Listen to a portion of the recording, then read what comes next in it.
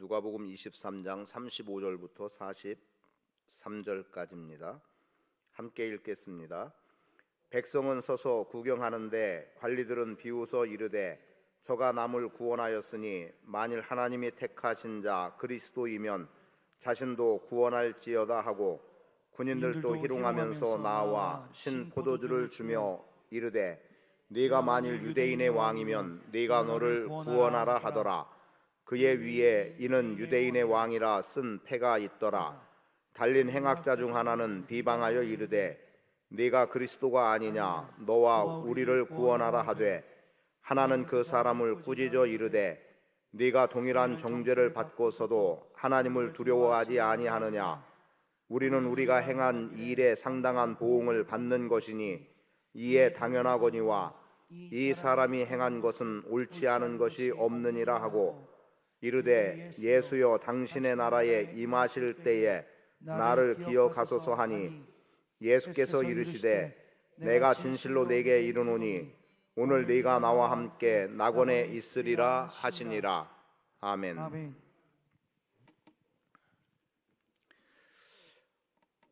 운동하는 사람들의 최종 목적은 자신이 그 운동하는 사람들의 속에서 최고가 되는 거죠. 그것을 승리라고 말할 수 있겠습니다. 그래서 상대와 겨루어서 내가 이긴다, 이김을 생각하지 않고 경기하는 사람은 없습니다.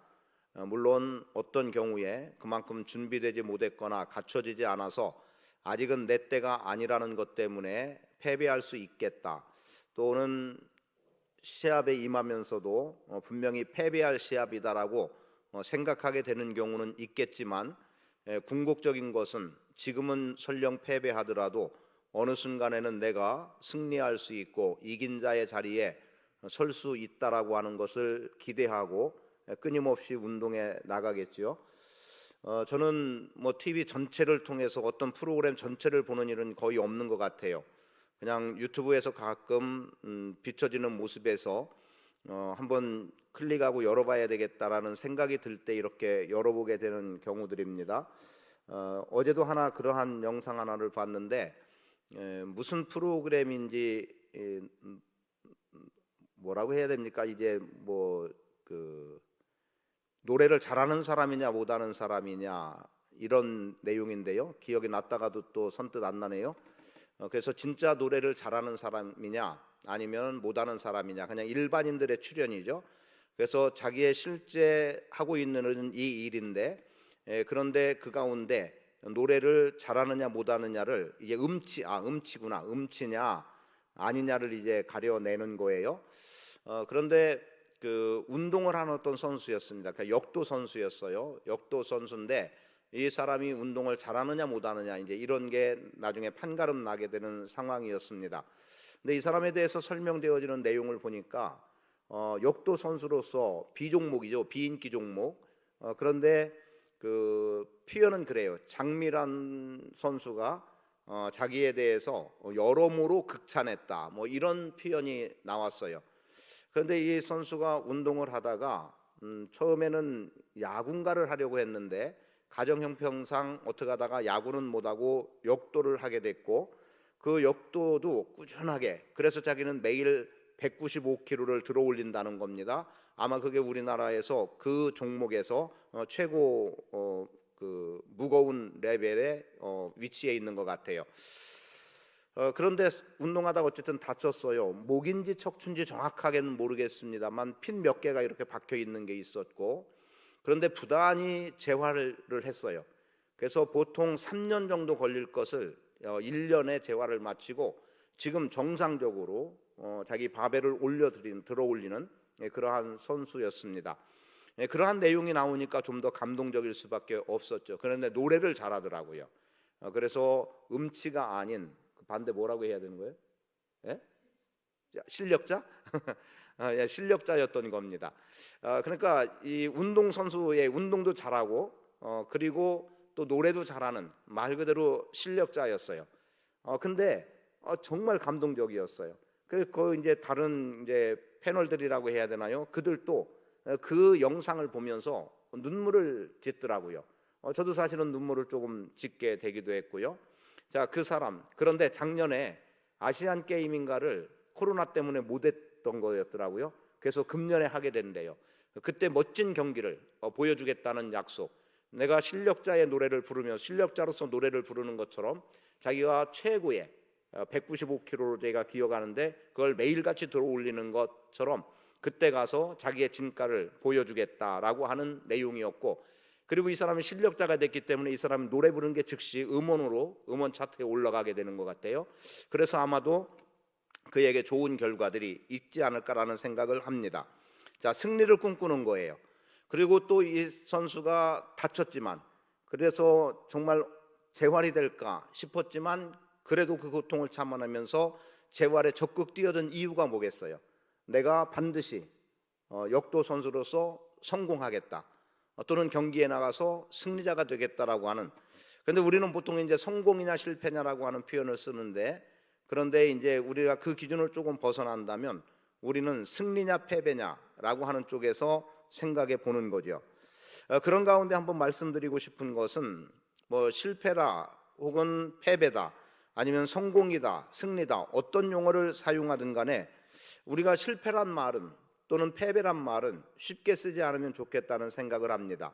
왜냐하면 우리에게 있어서 패배다 또는 실패다라고 말할 수 있는 것은 지금이지, 마침내 우리는 성공이라고 하는, 마침내 우리는 승리라고 하는 그 자리에 설 수 있을 때가 분명히 온다라는 거죠.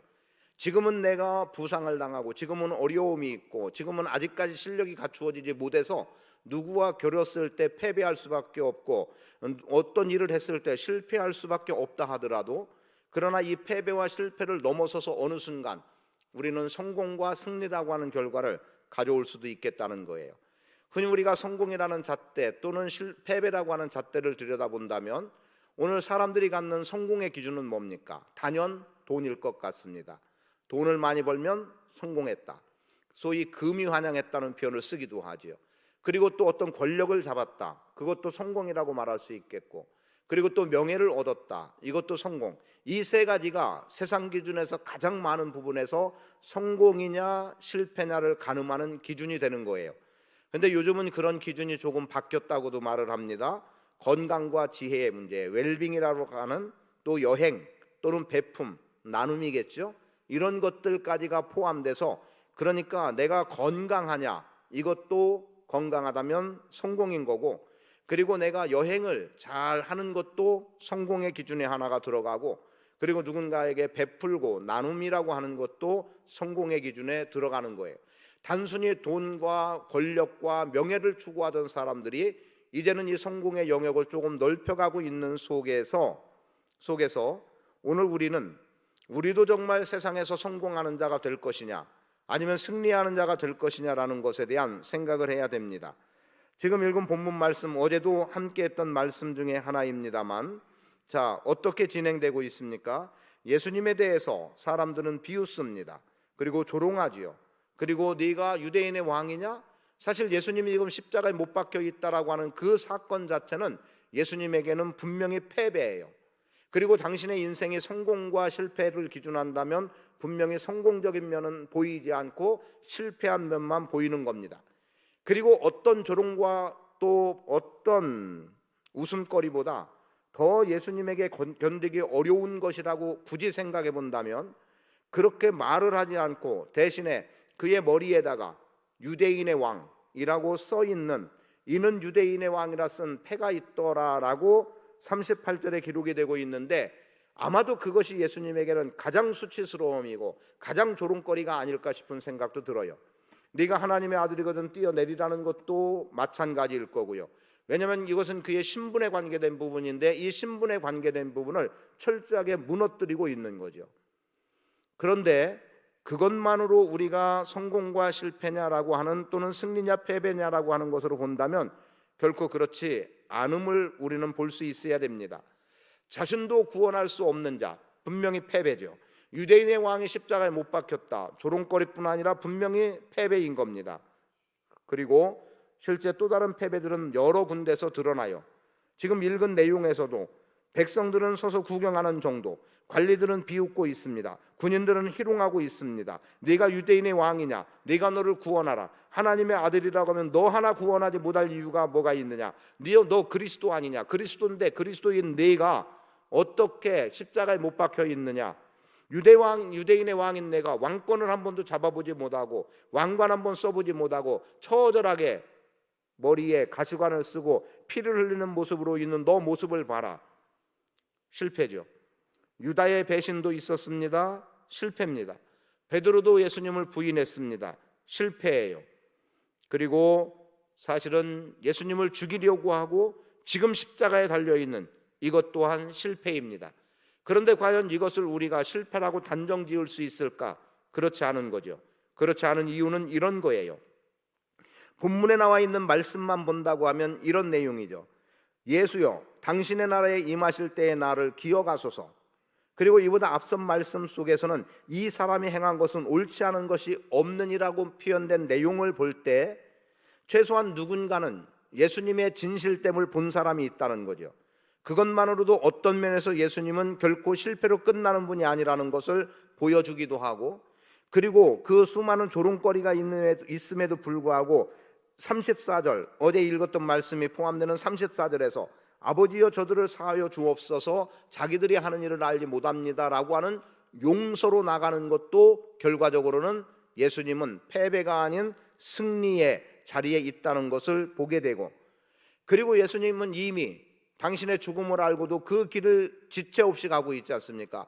왜요? 하나님의 뜻을 이룸이기 때문에. 그래서 하나님의 뜻을 이룬다는 것은 더 말할 것도 없이 승리가 되고 성공이 되는 거고, 그 순종의 길로 가고 섬김의 길로 가고 용서의 길로 가는 것은 예수님이 지금 처절한 패배처럼 여겨지지만 결국 그것은 세상의 잣대요, 그리스도 밖의 잣대 혹은 사람들의 잣대이지 하나님이 볼 때는 예수님이 결코 패배자가 아니고 실패자가 아니라는 것을 말씀해주고 있음을 보게 됩니다.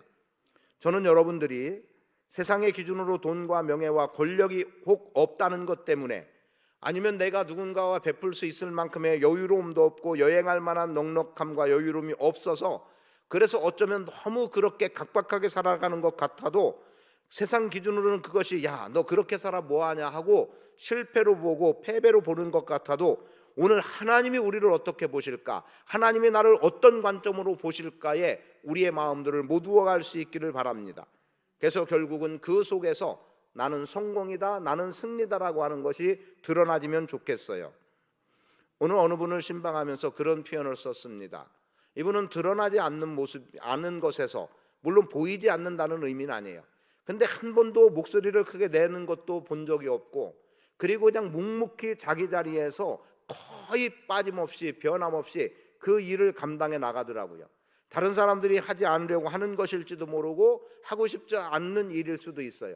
그런데 교회에서 그 자리에서 거의 빠짐없이 흔들림 없이 그 길을 가고 있는 거예요.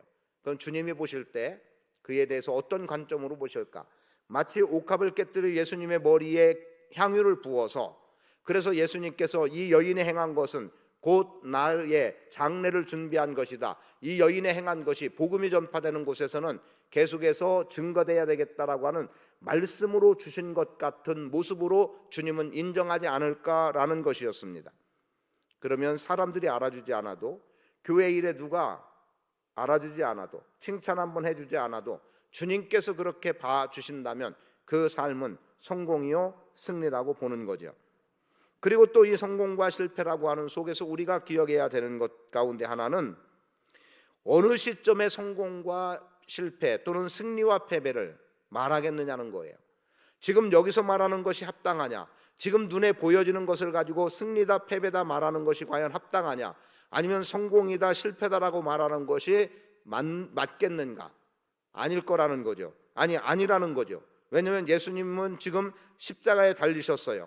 그리고 죽음을 맞으셨어요.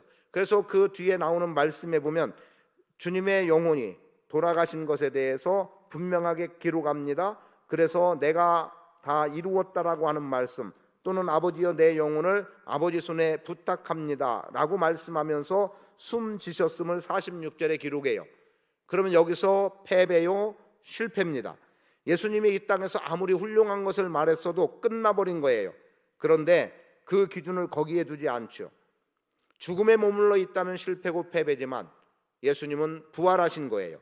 그 부활이 결국 예수님이 승리했다는 것이고, 그리고 성공이라는 말로 표현하면 성공하신 것이 됐다는 거죠. 그래서 오늘 우리는 지금 당장의 옳고 그름, 또 승리와 패배, 성공과 실패를 말할 게 아니라 마지막 때에 어떻게 결과가 나타나느냐가 성공과 실패, 승리와 패배로 규정된다는 것을 알아야 합니다. 현재에만 매이면, 현재에만 본다면 많은 사람들이 실패하고 많은 사람들이 패배일 수 있을 거예요. 그러나 한 걸음 뒤에서 보고 또 조금 더 지난 후에 본다면 실패라고 보았던 그것이 결국은 성공이 되어지고 승리가 되어지는 일들이 얼마나 많이 있는지 모릅니다. 조금 전에 갈보리산 위에 십자가 섰으니 찬양에서도 나왔던 대로라고 한다면 최후 승리를 얻기까지가 아직 우리에게는 남아 있는 거죠. 그 가운데 몇 사람, 성경에 나와 있는 사람들을 예를 들어 본다면 아브라함과 롯 어떻습니까? 지금 그들의 목자들이 좋은 목초지를 찾는데 자기 주인의 양떼를 잘 먹여야 되는데 목초지가 부족했어요. 다툼이 생겼고 아브라함은 조카를 불러다가 너와 내가 이 정도에서 헤어지는 게 좋겠다. 우리가 다툰들 무슨 유익이 있겠느냐. 네가 원하는 대로 네 길을 가라고 먼저 그에게 선택권을 줍니다. 그래서 롯이 어디를 바라보고 있어요? 요단 들 쪽을 바라보게 된 거예요. 그리고 소돔과 고모라가 멸망하기 전이었기 때문에 에덴 동산 같았던 아름다움이 있었고, 그리고 그대로 좋은 목초지, 그리고 물이 있었습니다. 좋은 선택이죠. 바른 선택이라고 말해도 되고요. 거기서 벌써 성공과 승리가 벌써 롯에게 주어진 거예요. 좋은 쪽을 택했기 때문에. 그런데 그 이후로 한 걸음 더 나가보니까 어떤 일이 일어납니까? 아브라함은 뒤돌아 척박한 곳으로 갔어요. 그러나 그건 하나님이 인도한 곳이었어요. 그런데 머문 그곳이, 조카 롯은 소돔과 고모라, 곧 멸망할 땅이었고 결국 멸망당했습니다. 아브라함은 헤브론, 하나님과 연합하는 곳으로 가서 그는 복의 근원된 자리에 서게 됐습니다.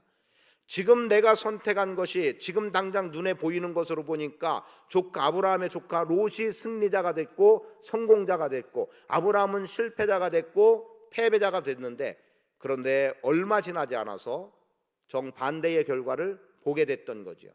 그때가 성공이냐 실패냐에 판단하는 기준이 되는 때였던 겁니다.